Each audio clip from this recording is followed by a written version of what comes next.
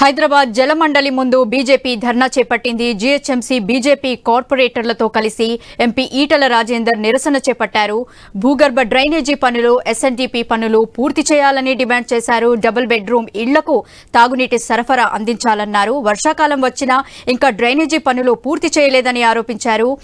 BRS, Congress, MIM దోస్తీ సమస్యలతో ప్రజల కుస్తీ అంటూ ప్లకార్డులను ప్రదర్శించారు.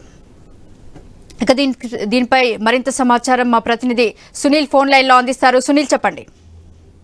జీహెచ్ఎంసీలో నెలకొన్నటువంటి సమస్యలపై బీజేపీ ఉద్యమం బాట పట్టింది. ఈ రోజు కార్పొరేటర్లతో కలిసి ఎంపీ ఈటల రాజేందర్ జలమండలి ముందు ఆందోళనకు దిగారు.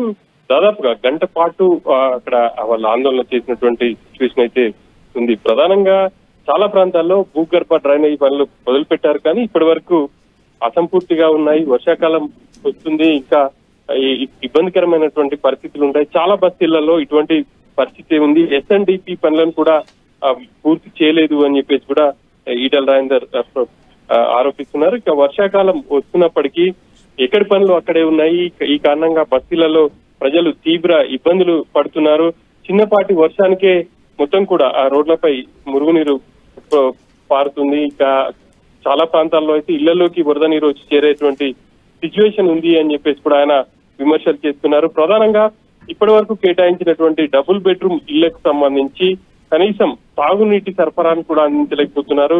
ప్రభుత్వం వచ్చి ఏడాదిన్నర దాటింది, అయినప్పటికీ అక్కడ సరైన సౌకర్యాలు లేవు అని చెప్పేసి కూడా ఆయన ఆరోపిస్తున్నారు. ఇక జీహెచ్ఎంసీలో ప్రధానంగా బీఆర్ఎస్, కాంగ్రెస్, ఎంఐఎం తో దోస్తీ చేసుకున్నాయి.